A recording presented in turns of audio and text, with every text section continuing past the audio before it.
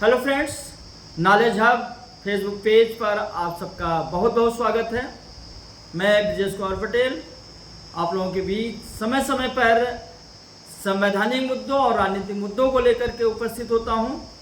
और इस बीच हम लोग भारत के वर्तमान राजनीतिक परिदृश्य को लेकर लंबी चर्चा किए और इसी चर्चा में हम लोग जब 1977 ईस्वी में भारत में सत्ता परिवर्तन होता है, 1947 से लगातार एक ही जो पार्टी का शासन चल रहा था, 77 में जाकर के जब उसमें बदलाव होता है, इस बदलाव में महत्वपूर्ण भूमिका निभाने वाली पार्टियां और जो व्यक्तित्व थे, जो राजनेता थे, उन सब के बारे में हम लोग चर्चा कर रहे हैं। और इसमें हम लोग मोरारजी देसाई, चौधरी चरण सिंह, जॉर्ज फर्नांडीज के बारे में जानकारी ले चुके हैं। और इसी क्रम में आज हम लोग एक बहुत महत्वपूर्ण व्यक्ति, राजनेता, जिन्हें लोग बंधु के नाम से भी जानते हैं, जायंट किलर के भी नाम से उनको जाना जाता है। आज हम लोग बात करेंगे एक ऐसे महान व्यक्तित्व की जिन्होंने 1977 के लोकसभा चुनाव में तत्कालीन प्रधानमंत्री को चुनाव में हरा दिया था, उनको शिकस्त दी थी। और ऐसे व्यक्तित्व के बारे में आज हम लोग चर्चा करने चल रहे हैं कि क्या क्या चीज़ें उनके जीवन से जुड़ी हुई थी और कैसे इस ऊंचाई तक वो पहुँचे। रामनारायण जी, जो कि बहुत बड़े समाजवादी नेता थे, और इनका जन्म 23 नवंबर 1917 ईस्वी को उत्तर प्रदेश के वाराणसी जनपद में होता है। और इनकी शिक्षा दीक्षा भी वाराणसी में ही बीएचयू से होती है और ये लॉ की पढ़ाई भी बीएचयू से करते हैं और बाद में अपने प्रोफेशन की तरफ बढ़ते हैं। और इसी बीच 1934 ईस्वी में जब भारत में कांग्रेस के अंतर्गत ही कांग्रेस समाजवादी दल का गठन होता है, तो इनका झुकाव उस दल की तरफ हो जाता है। राम मनोहर लोहिया जी से इनकी मुलाकात होती है और ये भारतीय राष्ट्रीय आंदोलन से भी जुड़ जाते हैं और धीरे धीरे राजनीति में सक्रिय हो जाते हैं। राष्ट्रीय आंदोलन में भी अपनी भूमिका निभाते हैं। 1942 के आंदोलन में भी भाग लेते हैं और एक समय के बाद हम लोगों को आज़ादी मिलती है, हमारा देश गणतंत्र बनता है। और जब भारत में पहला जब आम चुनाव होता है, उसी के साथ विधानसभा चुनाव भी होता है, तो उत्तर प्रदेश के अकबरपुर से पहली बार ये विधानसभा चुनाव लड़ते हैं और जीत करके उत्तर प्रदेश विधानमंडल में पहुंचते हैं, विधानसभा में पहुंचते हैं और विपक्ष के नेता के रूप में काम करते हैं 5 साल तक। इनके लिए बहुत बड़ी उपलब्धि थी। और 1957 का चुनाव लड़ते हैं। चुनाव में इनको वाराणसी दक्षिण से हार मिलती है। फिर 1962 का चुनाव लड़ते हैं और उस बार फिर वाराणसी दक्षिण से ही लड़ते हैं, उनको चुनाव में जीत हासिल हो जाती है। इसी भी देखिए, जब 1952 से 1957 तक ये अकबरपुर से विधायक हैं, विपक्ष के नेता हैं, तो एक बहुत बड़ी मांग इन्होंने, क्रांतिकारी मांग की थी। 1956 ईस्वी में इन्होंने एक मंदिर प्रवेश सत्याग्रह इन्होंने किया था, लगभग 1 महीने का। क्यों किया था इन्होंने?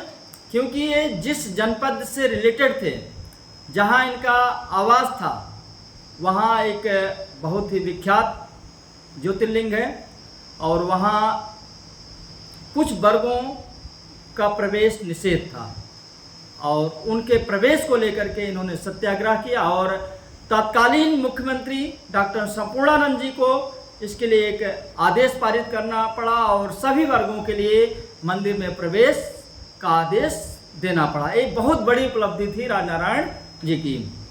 उसके बाद 67 तक विधायक रहते हैं, 62 से 67 तक उत्तर प्रदेश की विधानसभा में। फिर रुख करते हैं भारत की संसद की तरफ। पहली बार जब विधायक बने तो सोशलिस्ट पार्टी से बने, बाद में सोशलिस्ट पार्टी प्रजा सोशलिस्ट पार्टी में कन्वर्ट होती है, फिर संयुक्त सोशलिस्ट पार्टी, इस ढंग से चलता रहता है।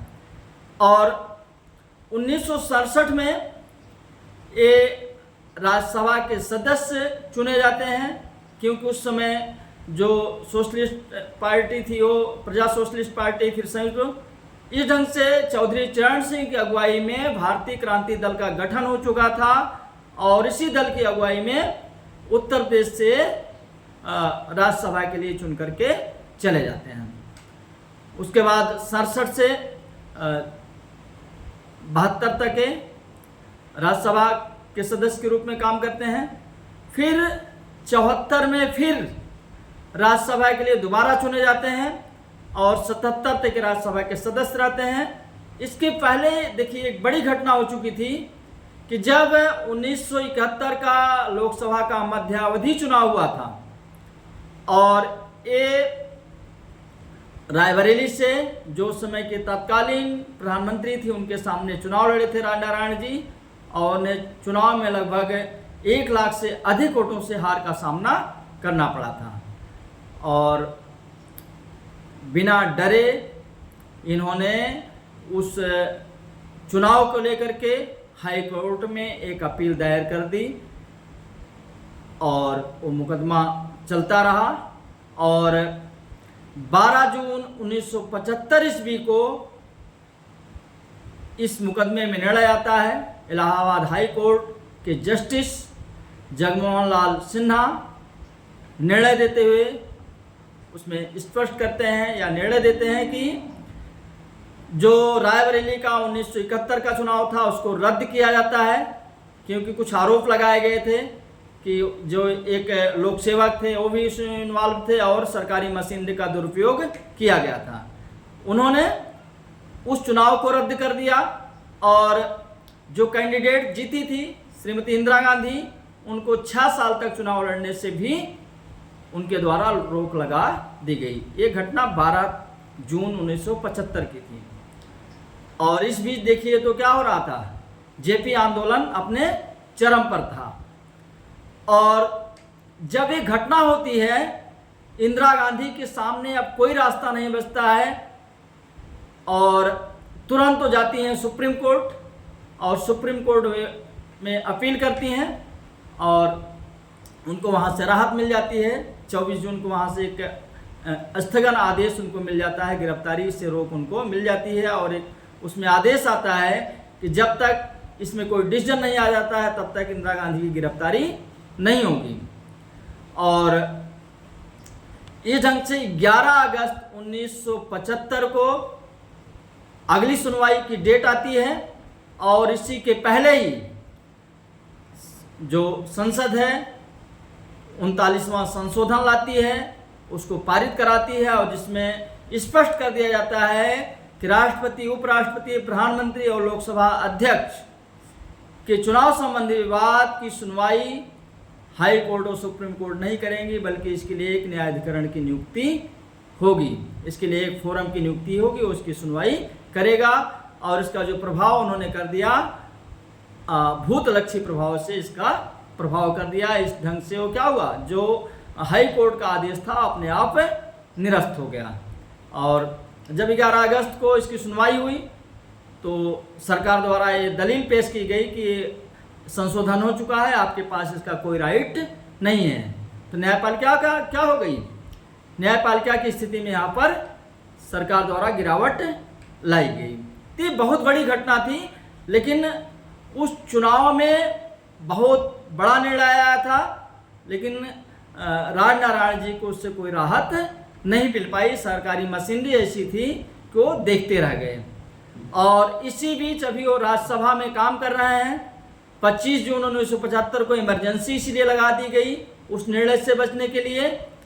और जब तक आपातकाल चला, जितने भी विपक्षी नेता थे उसमें राजनारायण जी भी शामिल थे, सबकी गिरफ्तारियां हुई।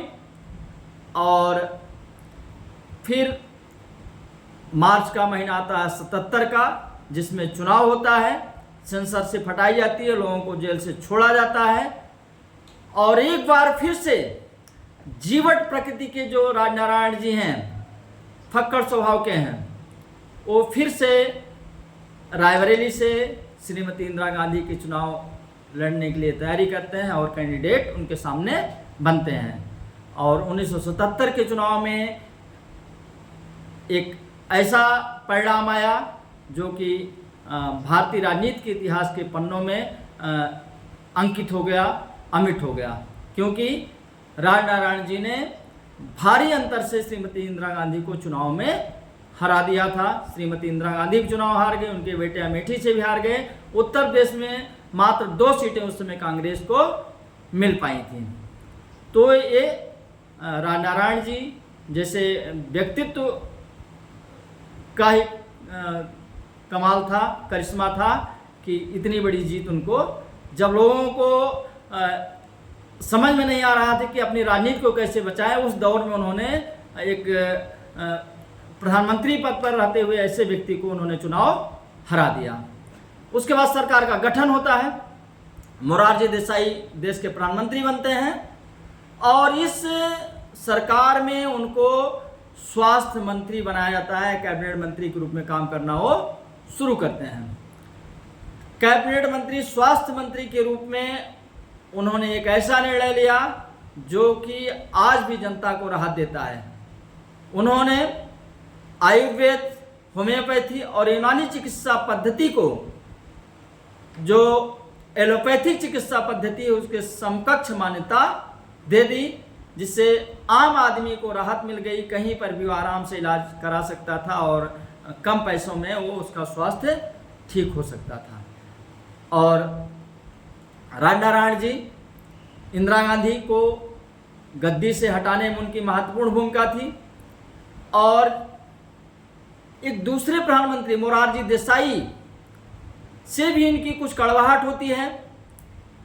इनको पद से हटाया जाता है, स्वास्थ्य मंत्री पद से, और उसका भी परिणाम मोरारजी देसाई को भुगतना पड़ता है कि सरकार उनकी भी चली जाती है। उनकी जगह पर चौधरी चरण सिंह प्रधानमंत्री बन जाते हैं, जिनके साथ राजनारायण जी खड़े हैं। तो भारतीय राजनीति में राजनारायण जी लोकबंधु, जायंट किलर इसलिए कहा जाता है कि बहुत बड़े चेहरों को उन्होंने चुनाव में हराया था।